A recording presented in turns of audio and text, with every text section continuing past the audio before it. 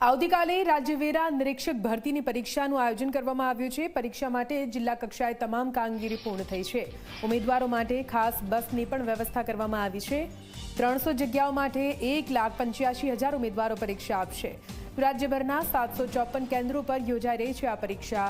સવારે 11 થી બપોરે 1 કલાક વચ્ચે પરીક્ષાનું આયોજન કરાયું છે। રાજ્યવેરા નિરીક્ષકની લેખિત પરીક્ષા જે આવતીકાલે 33 જિલ્લાની અંદર 754 જેટલા કેન્દ્રોની અંદર આ પરીક્ષા થવાની છે। એની સંપૂર્ણ વ્યવસ્થા કરી દેવામાં આવી છે। જિલ્લાની અંદર નિવાસી અધિક કલેક્ટર, જિલ્લા શિક્ષણ અધિકારી અને એક ડીવાયએસપીના દરજ્જાના અધિકારીની એક સમિતિની રચના કરવામાં આવી છે। એ લોકો આ પરીક્ષાનું આખું આયોજનની જવાબદારી સંભાળી રહ્યા છે।